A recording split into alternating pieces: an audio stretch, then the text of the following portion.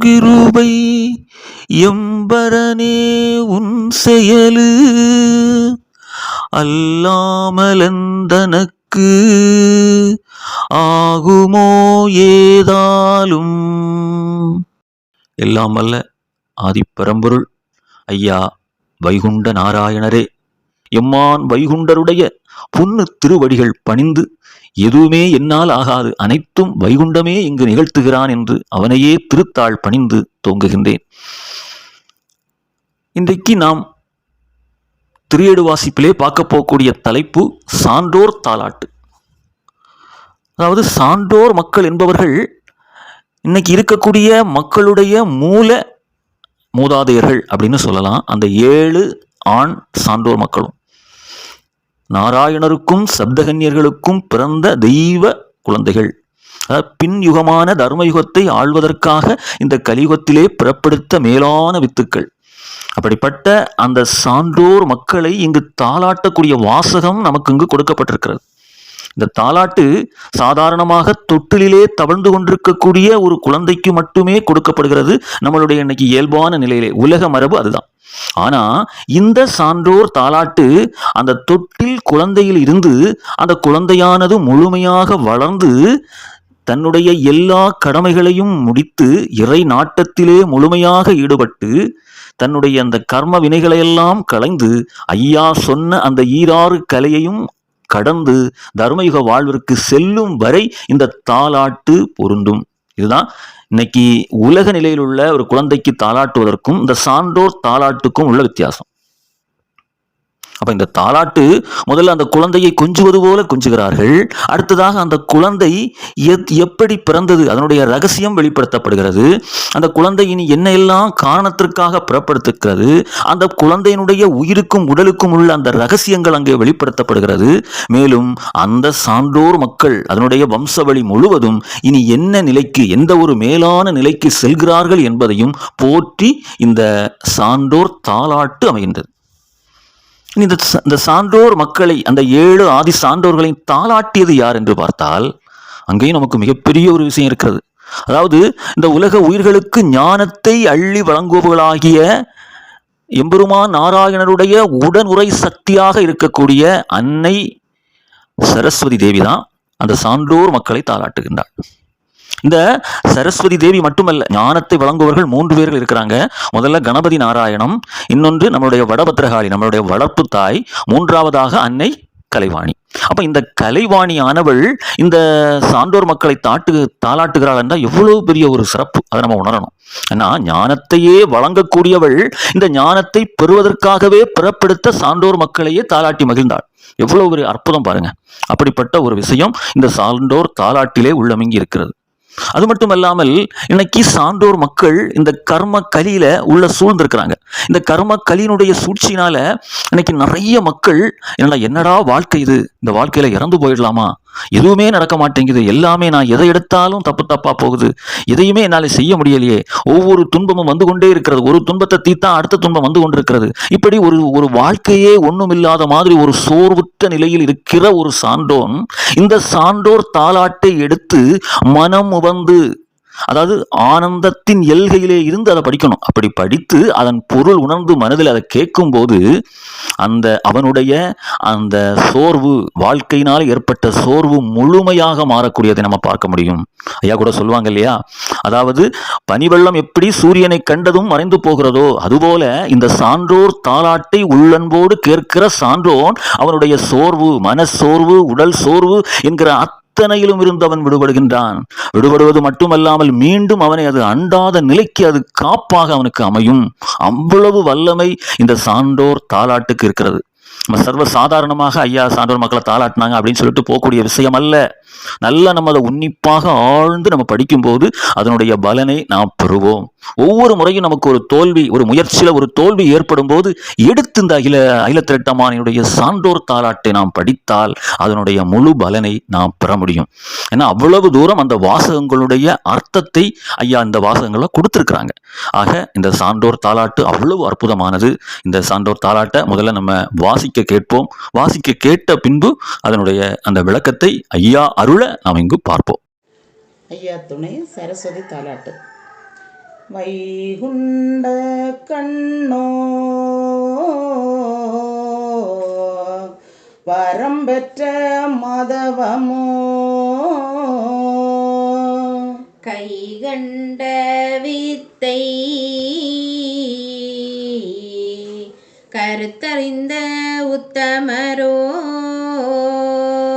தங்கமுடி பெற்றவரோ சங்குமுடி காவலரோ வங்கம் நிசங்கண்ட மங்காத சான்றவரோ சிங்கமுக தண்டிகையும் சிலம்புனைந்த ரத்தினமும் சங்க கொடி விருது சங்குரட்டை பெற்றவரோ முத்து சிலாப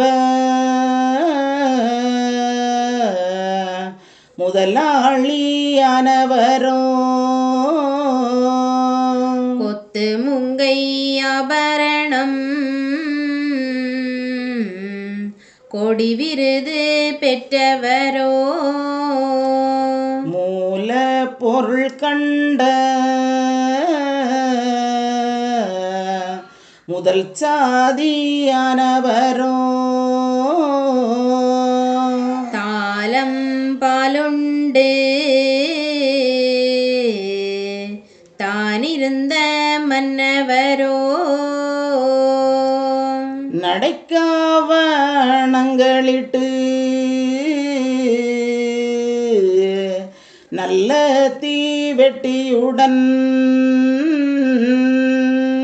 படையோடே விட்டிருக்கும்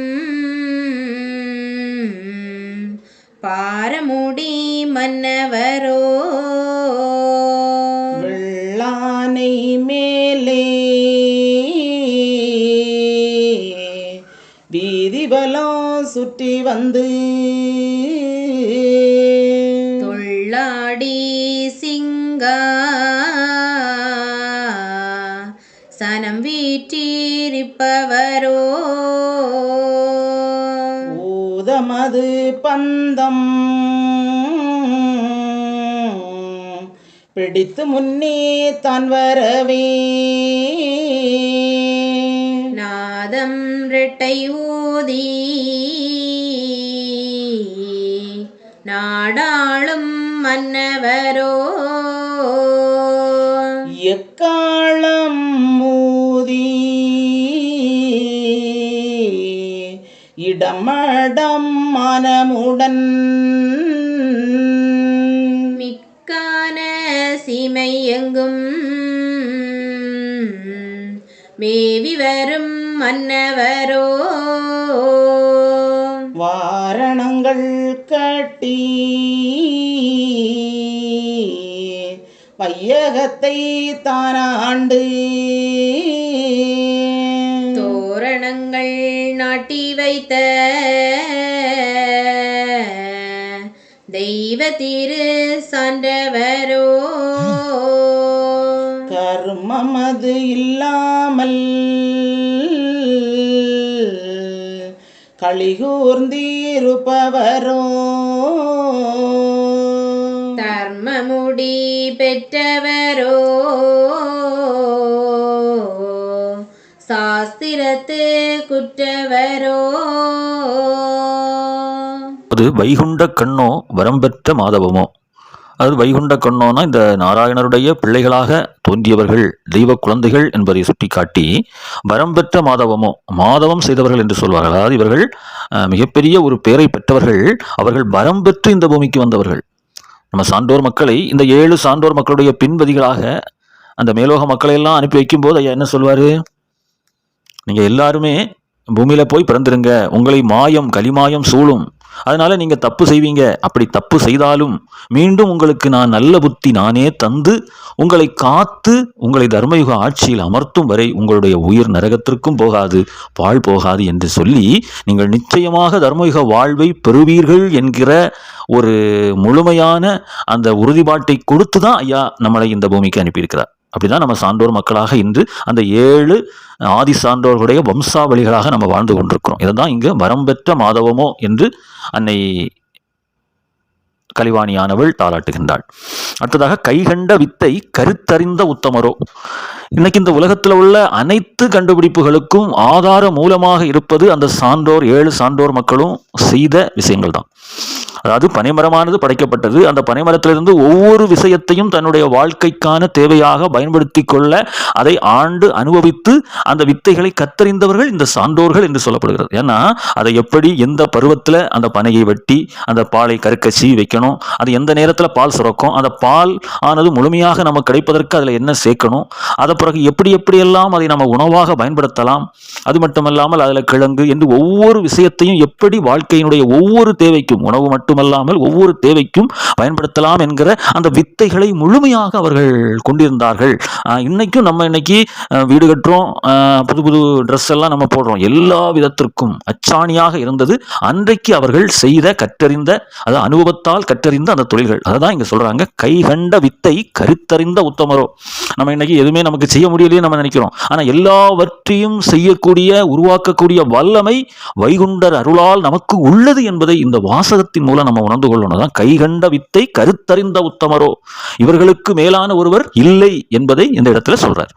தங்கமுடி பெற்றவரோ சங்குமுடி காவலரோ, அதாவது இவர்கள் தங்க முடிசூடி வாழ்ந்தவர்கள். ஏன்னா சான்றோர் மக்கள் எங்கு சென்றாலும் இவங்களை என்ன பண்ணாங்க, மிகப்பெரிய இடத்துல வைத்து அந்தந்த தேசத்துக்காரங்க அழகு பார்த்தார்கள். அதுபோல இனி தர்மயுக வாழ்விலும் தங்கமுடி என்று சொல்லக்கூடிய அந்த பொன்னால் மின்னக்கூடிய அந்த நிலை, ஒளி நிலையை அடைந்து வாழ்பவர்களும் இவர்கள்தான் என்பதை இந்த இடத்துல மீண்டும் நமக்கு உணர்த்துகிறார். அதான் அன்றும் அப்படிதான் சான்றோர்கள் வாழ்ந்தார்கள், இனி தர்மயுகத்திலும் அப்படி வாழ்கிறார்கள். இடைப்பட்ட காலத்தில் நாம் அறியாமையினால், கலியினுடைய மாய்கையினால நம்ம இன்னைக்கு விளங்காதவர்களாக, அது என்னன்னு தெரியாம நம்ம இருக்கிறோம். அப்போ இதை நம்ம அந்த வாசகத்தை உணரும் போது நமக்குள்ளே அந்த உண்மை நிலை நமக்கு தெரியணும் என்பதற்காக தான் அம்மையினுடைய சான்றோர் தாளாட்டு நமக்கு இங்கு உணர்த்துகிறது. அடுத்தது வங்கம் நிசம் கண்ட மங்காத சான்றவரோ. வங்கம் என்று சொன்னால் கப்பல், அதாவது ஒரு கடலினுடைய அந்த அலைகளினுடைய அந்த வேகத்திற்கு ஈடு கொடுக்கும்படியாக கப்பலானது எப்படி அதை கிழித்து கொண்டு சென்று ஒரு எல்கையிலிருந்து அடுத்த எல்கைக்கு அது செல்கிறதோ, அதுபோல இந்த வாழ்க்கையினுடைய உண்மையான சத்தியம் நேர்மை என்கிற அந்த 2 அச்சாணியையும் கொண்டு இந்த உலகத்தை முழுமையும் ஆண்டு களிப்புற்றவர்கள் அந்த ஆதி சான்றோர்கள், அப்படி வாழ பிறந்தவர்கள் என்பதையும், அதுபோல நம்முடைய இன்றைய வாழ்க்கையிலும் நம்ம எல்லாவித கலிமாயத்தையும் தகர்த்து நாம் உண்மையான அகிலத்திரட்டு ஆகமம் என்கிற அந்த மெய்ப்பால் அருந்தி இதை தாண்டி, இந்த பிறவி சாகரத்தை தாண்டி வருபவர்கள் இவர்கள்தான். அதான் நிசம் என்று சொன்னால் சத்தியம் நேர்மை என்கிற உண்மையை குறிக்கும். அதான் வங்கம் நிசங்கண்ட மங்காத சான்றவரோ, இவர்களுடைய புகழும் இவருடைய புகழ்வு என்றுமே மங்காது, இவர்கள் அழிவில்லாதவர்கள், இவர்கள் தர்மயுக வாழ்வை பெறுகின்றவர்கள் என்பதை இந்த வாசகம் நமக்கு உணர்த்துகிறது. சிங்கமுக தண்டிகையும் சிலம்புனைந்த ரத்தினமும் சங்க கொடி விருது சங்குரட்டை பெற்றவரோ. அதாவது இந்த சிங்கமுக தண்டிகை என்று சொன்னால் ஒரு பல்லக்கு, சிங்கமுகத்தோடு சேர்ந்த அந்த பல்லக்கு, அதாவது இவருடைய வெற்றி கழிப்பை அது நமக்கு உணர்த்துகிறது. சிலம்புனைந்த ரத்தினத்தால் அந்த பல்லக்கானது செய்யப்பட்டிருக்கும். ரத்தினம் என்கிறது ஒளி வீசக்கூடியது, அந்த ரத்தினம் என்கிற அந்த இதால அது செய்யப்பட்டிருக்கக்கூடியது.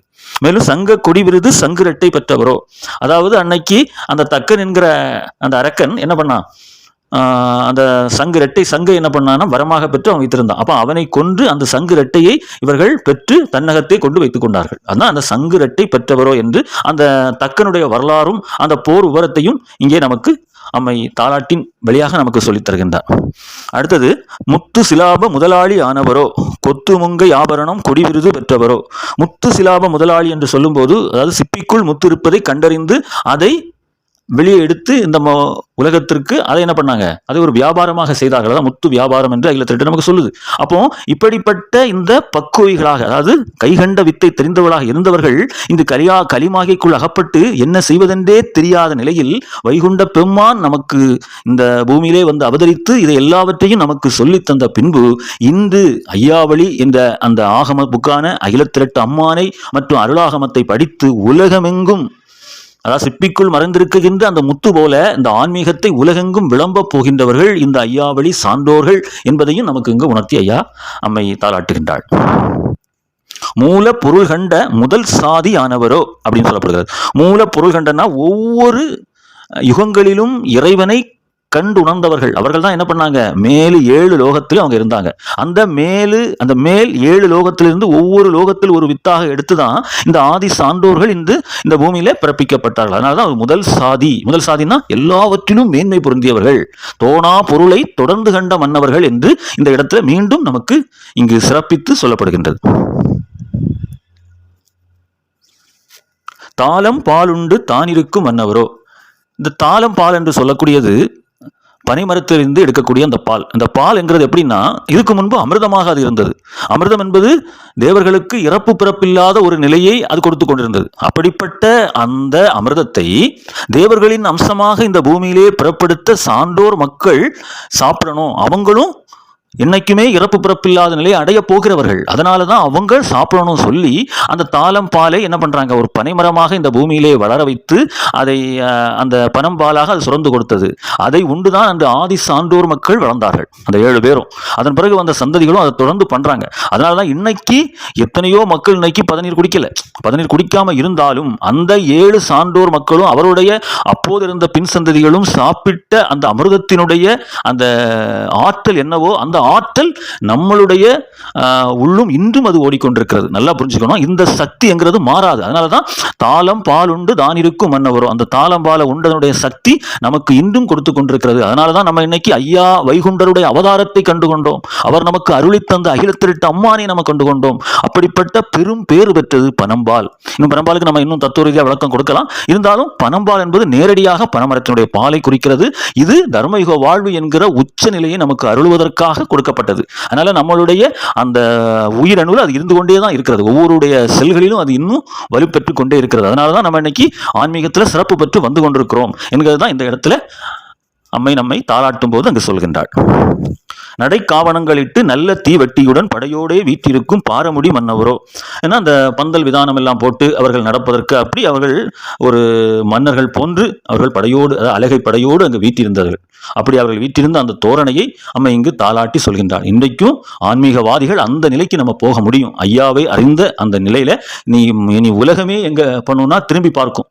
இந்த அகிலத்திரட்டு அம்மானையும் ஐயா வைகுண்ட அவதாரத்தின் திருப்பி பார்க்கக்கூடிய ஒரு காலம் வரப்போகிறது. அந்த காலத்திலே இந்த ஐயாவழி சான்றோர்களை இந்த உலகமே கொண்டாடும். அப்படிப்பட்ட ஒரு நிலை இனி வரப்போகிறது என்பதையும் நமக்கு இந்த வாசகம் நமக்கு உணர்த்துகிறது. அதனால அகிலத்திரட்டு படிக்கிறவங்க யாருமே தோற்று போக மாட்டார்கள், அவர்கள் மேல் எழும்ப போகின்றார்கள் என்பதையும் இந்த வாசகத்துல நம்ம உணர்ந்து கொள்ள வேண்டும். வெள்ளானை மேலே வீதிவலம் சுற்றி வந்து துள்ளாடி சிங்காசனம் வீற்றிருப்பவரோ. வெள்ளானை மேலே என்று சொல்லும் போது இது முழுக்க முழுக்க தர்மயுக வாழ்விலே ஐயா நமக்கு தரக்கூடிய வாழ்விலே ஒரு பகுதி. அதாவது அப்படியே வெள்ளானில மேலே இருந்து அப்படியே வீதிவலம் எல்லாம் சுற்றி வந்து ஒரு சிங்காசனம், நாமெல்லாம் ஐயாவினுடைய இளவரசர்களாக இருப்போம். அங்கே நமக்கு சிங்காசனம் ஒவ்வொருவருக்கும் தரப்படுகின்றது. அதில் இருக்கக்கூடிய அந்த மேலான நிலையை இங்கு ஐயா நமக்கு சொல்கிறார். இதை நமக்கு எங்க சொல்லுவாங்கன்னா, நம்மளுடைய திருமண வாழ்த்து போகில சொல்றாரு, வெள்ளானை மீதேற விடை தந்தோம் உங்களுக்கு, ஆனாலும் மக்கால் நீர் ஆளுவீர் ராஜ்யத்தை. அப்போ அந்த நிலையை இங்கு அருள்வதை இந்த வாசகம் நமக்கு இங்கு சொல்லுகிறது. பூதமது பந்தம் பிடித்து முன்னே தான்பதவே நாதம் ரெட்டை யூதி நாடாளும் மன்னவரோ. இது எப்படின்னா, அந்த பூதங்கள் பேய் பூதங்கள் எல்லாம் அந்த அன்பு சான்றோர்கள் 7 பேருக்கு கூட அன்னைக்கு படை வீரர்களாக இருந்தாங்க. அவர்கள் அந்த பந்தம் பிடித்து வர நாதம் ரெட்டை ஊதி, 2 நாதஸ்வரமும் முன்னே முழங்க, இல்லைன்னா சங்கு 2 பக்கம் முழங்க, இவர்கள் என்ன பண்ணுவாங்க, அந்த நாடாண்ட அவர் மன்னர்களாக இருந்த ஆண்ட விதத்தை இங்கு அம்மை நமக்கு தாளாட்டி சொல்லுகின்றார். எக்காலம் ஊதி டம்ம டம்மானமுடன் மிக்கான சீமையெங்கும் மேவி வரும் மன்னவரோ. எக்காலம் என்பது ஒருவித இசை குழல். இது என்னன்னா, ஒரு மிகப்பெரிய ஒரு பவனி, ஒரு ஆரபாரம், தலைவர்கள் வரும்போது அதை ஊதி அதுபோல மத்தள ஒலி எழுப்பி இவங்க வரப்போகிறது என்பதை சொல்லி அவங்களெல்லாம் என்ன பண்ணாங்க, அந்த காலத்துல அந்த மக்கள் சான்றோர் மக்கள் அரசாண்டார்கள் என்பதையும் சொல்கிறாங்க. அதுபோல இனி உள்ள காலம் ஐயா வைகுண்ட அவதாரத்தை விளம்புகின்ற சான்றோர் மக்கள் அப்படி ஒரு நிலைக்கு இனியும் வரப்போறாங்க இந்த கலியுகத்திலே என்பதையும் நம்ம இந்த இடத்துல உணரணும். வாரணங்கள் கட்டி வையகத்தை தானாண்டு தோரணங்கள் நாட்டி வைத்த தெய்வ திரு சார்ந்தவரோ.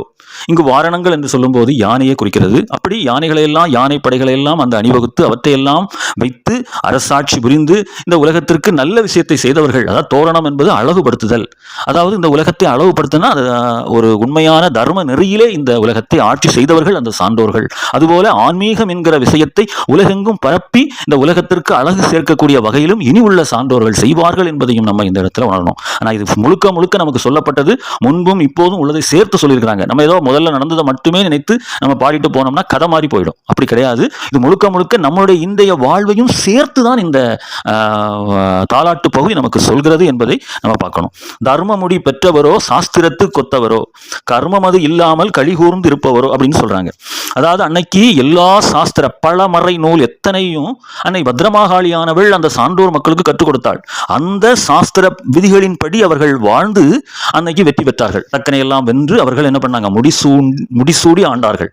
அதுபோல இன்னைக்கு நமக்கு சாஸ்திரம் என்பது அகிலத்திரட்டமானையும் அருளாகவும், அதுபோல இந்த ரெண்டையும் ஏணிப்படியாக அந்த சாஸ்திரத்திற்கு உட்பட்டு வாழக்கூடியவர்கள் தர்மமுடி எனக்கூடிய அந்த தர்மயுக வாழ்வை பெற்று உய்வார்கள்.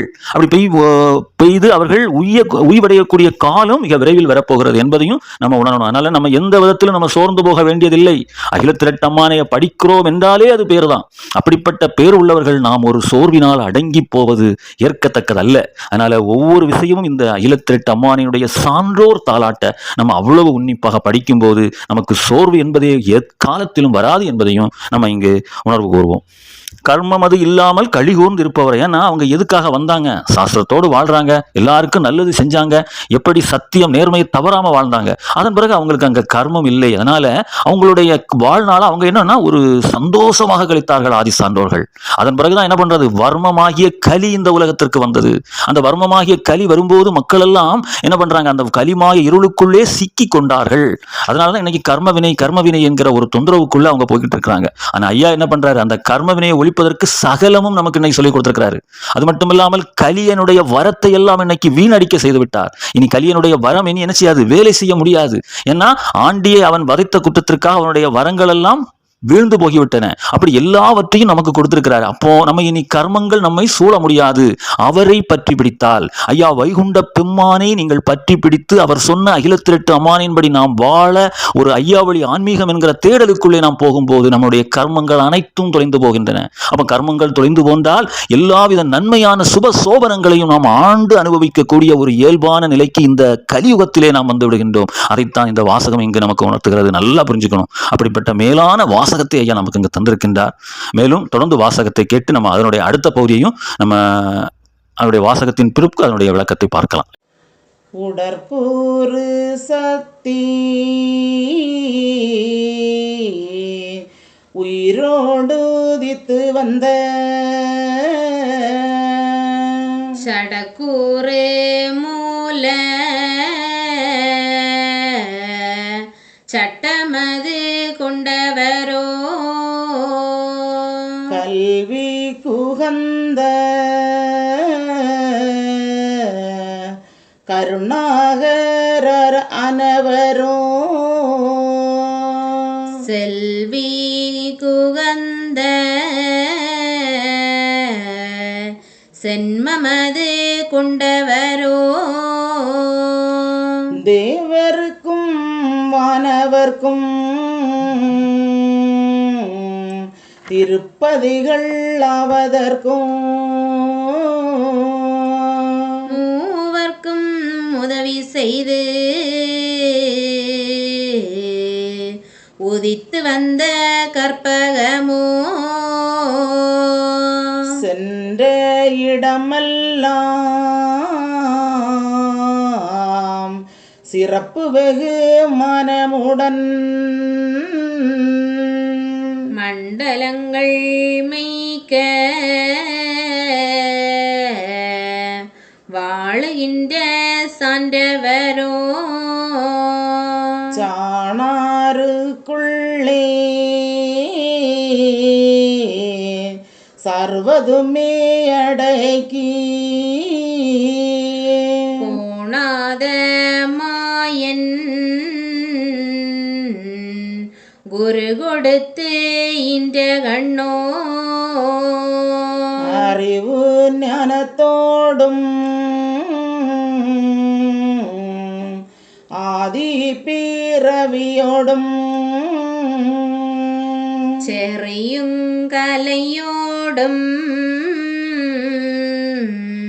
செடமெடுத்த சான்றவரோ துட்டனென்ற பேரை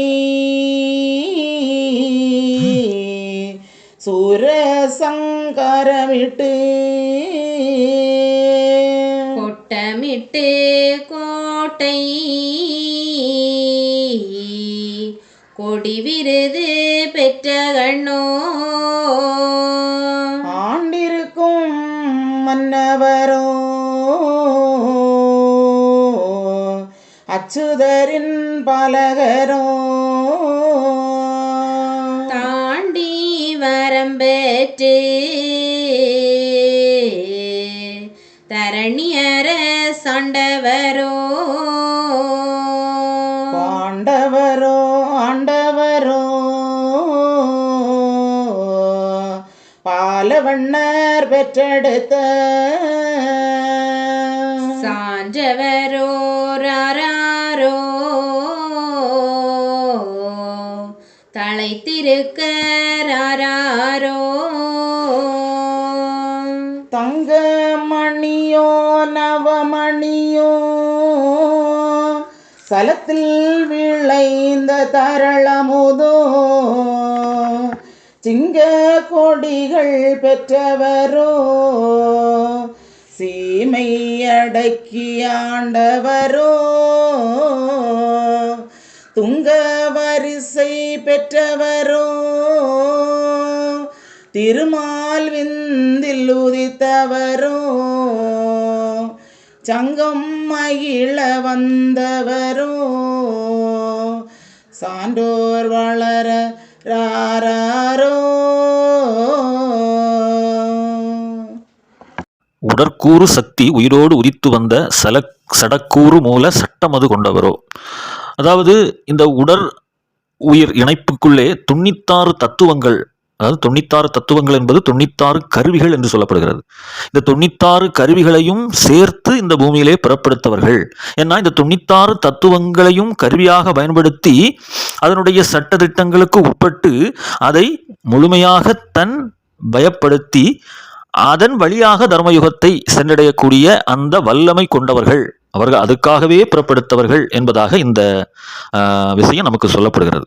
அதாவது கலியனுக்கும் 96 கருவிகள் கொடுக்கப்பட்டது. ஆனா அந்த கலியனானவன் 96 கருவிகளையும் என்ன பண்றான், துர்குணங்களாக மாற்றி அதன் வழியாக அவன் சர்வ நாசத்திற்கு இந்த உலகத்தை ஈடுபடுத்துகிறான். ஆனால் அதே போல 96 கருவிகளையும் உள்ளடக்கி அந்த 96 கருவிகளுடைய நுட்பத்தை, அதனுடைய நுணுக்கத்தை எல்லாம் அறிந்து அந்த 96 கருவிகளையும் தர்ம நெறியில் பயன்படுத்தி வாழ்ந்து தர்மயுகத்தை ஆள பிறந்தவர்கள் இந்த சான்றோர் மக்கள் என்பதை நமக்கு இங்கு உணர்த்தப்படுகிறது. அப்போ நம்ம இந்த நிலையை நம்ம அடையணும். ஐயா சொல்லுவாங்க இல்லையா, ஐயா தன்னுடைய அவதார நிறைவுல சொல்லுவாங்க, அதாவது உடற்குள் குறியாய் ஒத்துமிக வாழுங்கோ யாம் ஒழித்து வாரோம் என்று சொல்வார். அப்போ உடற்குறிக்குள்ளே இருக்கக்கூடிய அந்த 96 கருவியையும் நாம் சீர்படுத்தணும். அப்படி சீர்படுத்தி அதை ஒருமுகப்படுத்தும் போதுதான் நமக்குள்ளே நாம் 6 கலைகள், அதாவது 26 கலைகள் என்று சொல்லக்கூடிய அந்த 12 கலைகளையும் நாம் கற்று இந்த உடல் என்கிறதை முடித்து தர்மயுகத்து என்கிற உச்ச நிலைக்கு நாம் செல்ல முடியும் என்பதை நமக்கு உணர்த்துவதற்குத்தான் இந்த விஷயங்கள் இங்கு சொல்லப்படுகிறது. அந்த நிலைக்கு நாம் வாழ வேண்டும் என்பதையும் இந்த வாசகங்களின் மூலம் நம்ம அறிந்து கொள்கிறோம். அது சான்றோர் மக்களுக்கு முழுமைப்பட்டது, பாத்தியப்பட்டது என்று கூட நம்ம இங்க சொல்லலாம். கல்வி குகந்த கருணாகரர் ஆனவரோ அப்படின்னு சொல்லப்படுகிறது. கல்வினா என்னன்னா, இன்னைக்கு நம்ம பெறக்கூடிய அந்த கல்வி நுணுக்கங்களையும் இங்கு சொல்லப்படுகிறது.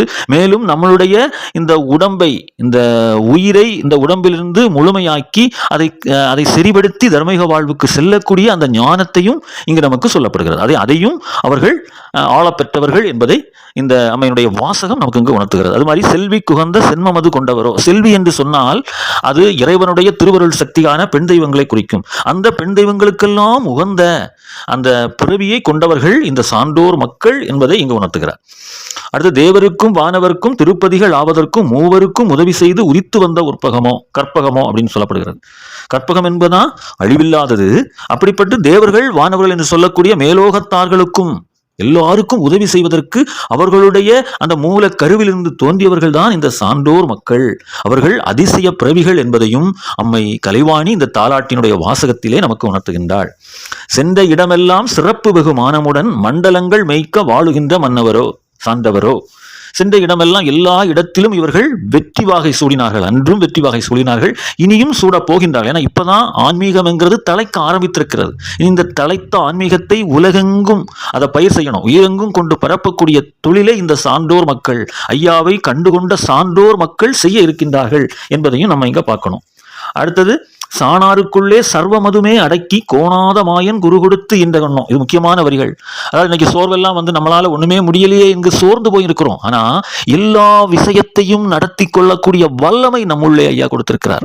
அந்த வல்லமையை நாம் உணர்ந்து அந்த வல்லமையை நாம் பயன்படுத்தும் போது நாம் நினைப்பதை எல்லாம் நம்ம செயலாக்க முடியும். அந்த வல்லமை ஐயா நமக்கு கொடுத்திருக்கிறார். அதை செயலாக்கும் போது முழுமையாக நம்மால் இல்லை, ஐயா நம்முள்ளே இருந்து நடத்துகிறார் என்கிற சரணாகதி தத்துவத்தை கொண்டு நாம் அத்தனை விஷயத்தையும் செய்ய முடியும். அதனால்தான் எல்லாமே சாணாருக்குள்ள அடக்கி இருக்கிறேன் என்று சொல்லி அந்த விஷயத்தை நமக்கு இங்க தாலாட்டுல சொல்றாங்க. அறிவு ஞானத்தோடும் ஆதி பிறவியோடும் சிறியும் கலையோடும் சிடமெடுத்த சாண்டவரோ என்று சொல்கிறார். அதாவது 64 கலைகள், நம்ம உடம்புக்குள்ள 64 கலைகள் என்று சொல்வார்கள். அதை அக்கினி கலை என்று சொல்வார்கள். இந்த அக்கினி கலைகள் 64, அதுபோல 6 கலை, 6 சந்திரக்கலை, 6 சூரிய கலை என்று சொல்லக்கூடிய இதெல்லாம் உடற்கூறு தத்துவம் இருக்கிறது. ரொம்ப எளிமையான தத்துவ கலைகள். இதை நம்ம அறிந்து கொள்ளணும். இதை அறிவதற்கு புறப்படுத்தவர்கள், இதை அறிந்து மற்றவர்களுக்கும் சொல்லி அவர்களும் அந்த கலையை அறிந்து கொள்ளக்கூடிய தன்மைக்கு வரக்கூடியவர்கள் தான் இந்த சான்றோர்கள். அப்படி இவர்கள் உடம்பெடுத்தவர்கள், இந்த உலகத்திலே பிறவி எடுத்து வந்தவர்கள் என்று சொல்கிறார். அறிவு ஞானத்தோடும் ஆதி பிறவியோடும் ஒவ்வொரு மக்களும் இந்த நிலைக்கு வந்துதான் இறைவனை அடைந்தார்கள். அந்த நிலைக்கு இவர்கள் வந்திருக்கிறாங்க. அப்படிப்பட்ட பிறவியாளர்கள் தான் இந்த சான்றோர் மக்கள் என்பதை இங்கு சொல்கிறார். அடுத்து, துட்டர் என்ற பெயரை சூரசம்காரமிட்டு கொட்டமிட்டு கோட்டை கொடிவிருது பெற்ற கண்ணோ. அதாவது துட்டர் என்று சொல்லும்போது அந்த தக்கன் என்கிற அரக்கனை அழிப்பதற்கு இந்த சான்றோர் மக்கள் வீரர்களாக இருந்து செயல்பட்டாங்க. அதுபோல இன்னைக்கு அரக்கன் இருக்கிறான்னா அரக்கன் இடம் கிடையாது. இன்னைக்கு நம்முள்ளே இருக்கக்கூடிய கலிமாய இருள் என்று சொல்லக்கூடிய 6 அகப்பகைகள், காமம், குரோதம், லோபம், மோகம், மதம், ஆச்சரியம் என்று சொல்லக்கூடிய இந்த 6 அகப்பகைகள் தான் இன்னைக்கு நம்மளுடைய துட்டர்கள், அசுரர்கள். இன்னைக்கு வேற யாரும் வெளியே எதிரி கிடையாது. நம்ம நினைக்கிறோம் நிறைய பேர் வெளியே எதிரி இருக்கிறான், சொல்ல போனா இன்னைக்கு ஐயாவளிக்கு தவறா செய்யக்கூடியவன் எதிரியாக பார்க்கிறோம். அப்படி கிடையாது. இன்னைக்கு நம்மளுடைய எதிரி என்று சொல்லக்கூடியவன் நம்மளுடைய மன அழுக்கு, மன அகப்பகை. இந்த 6 அகப்பகைகளையும் நம்ம இன்னைக்கு ஒழித்து கட்டணும். அதான் சங்காரம் செய்யணும். இன்னைக்கு ராமர் அவதாரத்தை படிக்கிறோம். ராமர் அவதாரம் என்பது ராவணனை வதம் செய்தார். ராவணன் என்பவன் காமத்தினுடைய உச்சத்தில் இருந்தவன். அதனாலதான் அவன் வதம் செய்யப்பட்டான். அது எத்தனையோ வருடங்களுக்கு முன்பு நடந்த வரலாறு. ஆனா இன்னைக்கு நமக்கு அது மிகப்பெரிய ஒரு வாழ்விலை நமக்கு கொடுக்கிறது. அந்த காமம் என்கிற அந்த அழுக்கை நம்ம அகற்றணுங்கிறதுக்கு தான் ராமர் அவதாரமாக நம்ம இன்னைக்கு பார்க்கணும். அப்போ அந்த நிலையிலே நம்ம இன்னைக்கு இந்த 6 அகப்பைகளையும் ஒழிக்கும் போது நம்ம கோட்டமிட்டு கொடியும் கட்டின்னு சொல்லக்கூடிய அந்த தர்மயுக வாழ்வில் நம்ம சிறக்க போகின்றார்கள் இந்த சான்றோர் மக்கள் அப்படின்னு அம்மை தாலாட்டுகின்றார்.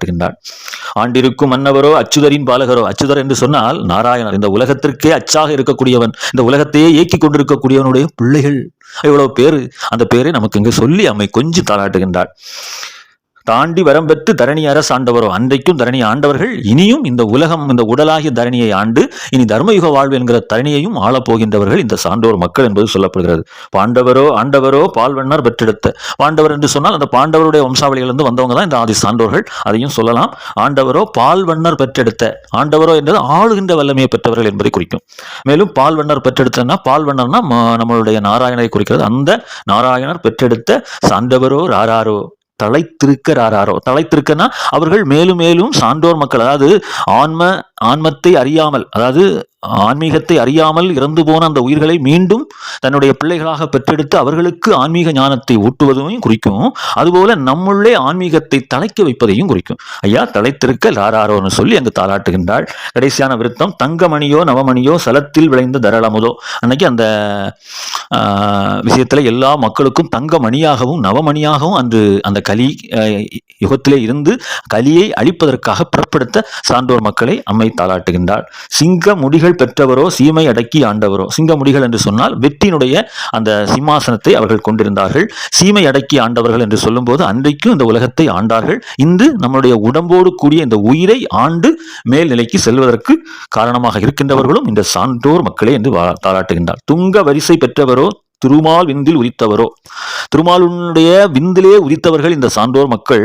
அது மட்டுமல்லாமல் இனி இந்த உடம்பில் உள்ள வரிசை தானங்களில் உள்ள இறைவனுடைய காட்சியெல்லாம் கண்டுயரப் பெற்று, அதாவது மூலாஸ்தானம், பிரம்மஸ்தானம், விஷ்ணுஸ்தானம், ருத்ரஸ்தானம், மகேஸ்வரஸ்தானம், சதாசிவஸ்தானம் என்று சொல்லக்கூடிய 6 ஆதார தலங்களிலும் இறைவனுடைய ஆட்சியை, இறைவனுடைய வல்லமையை கண்டு அந்த வல்லமையை அவருடைய அருள் பேராக பெற்று இந்த தரணியை ஆளப்போகின்றவர்கள், அதாவது தர்மயுக தரணியை ஆளப்போகின்றவர்கள் அப்படின்னு அம்மை வாழ்த்துகின்றார். சங்கம் மகிழ வந்தவரோ சான்றோர் வளர ராராரோ. சங்கம் என்றால் ஈசர் முதலான அனைத்து தெய்வங்கள் மேலும் மேலோகத்தார்கள் எல்லாம் சூழ இருக்கக்கூடிய அந்த சபைக்கு பேர் சங்கம். அந்த சங்கமே மகிழ புறப்படுத்தவர்கள் இந்த சான்றோர் மக்கள். ஏன்னா இந்த கலியனையே அழித்து தர்மயுகத்திற்கு வித்தாக போகின்றவர்கள். அப்படிப்பட்ட அந்த சான்றோர் மக்கள் வளர ராராரோ என்று அம்மை தாளாட்டி நிறைவு செய்கின்றார். ஆக நம்ம இன்னைக்கு எவ்வளவு பேறு பெற்றவர்கள். நம்ம இன்னைக்கு ஒரு முடங்கி போய் நம்ம இன்னைக்கு உட்கார்ந்து கொண்டிருக்கிறோம். இதற்கு காரணம் ஐயாவழி ஆன்மீகம் என்கிற அமுதத்தை நாம் இன்னும் பருக ஆரம்பிக்கல. முதல்ல நம்ம பருகுவதற்கு நம்ம ஆர்வம் ஏற்படணும். அந்த ஆர்வம் தான் நம்முள்ளே இருந்து ஒவ்வொன்றையும் நமக்கு கற்றுக் கொடுக்கும். ஏன்னா நம்மளா முயற்சி பண்ணி கற்றுக்கொடுற விஷயம் இல்லை இந்த ஆன்மீகம். ஐயா நமக்குள்ளே இருந்த அந்த ஆன்மீக உணர்வை தூண்டி நமக்கு அவரே கற்றுக் கொடுப்பார். நம்ம கொஞ்சம் தயவு உள்ளம் கொண்டு ஐயா எனக்கு கற்றுக் கொடுங்கன்னு சொன்னா போதும், ஐயா காத்து கொண்டிருக்கின்றார். ஆக ஐயாவழி ஆன்மீகம் என்கிற அந்த அமுதத்தை நாம் பருகினால் சான்றோர் தாளாட்டில் சொல்லப்பட்டுள்ள அத்தனை விஷயமும் நம்முடைய வாழ்விலே நாம் நடைபெற முடியும். நாம் அந்த மேலான அதாவது சான்றோருக்கும் வானோர்க்கும் தேவர்களுக்கும் உதவி செய்ய வந்த ஒரு கற்பகமான ஒரு அதிசய பிறவிகளாக ஐயாவினுடைய அருளோடு நாம் வாழ்வோம். ஐயா நமக்கு ஆள இருக்கிற தர்மயுக வாழ்வை பெற்று உய்வோம். ஐயா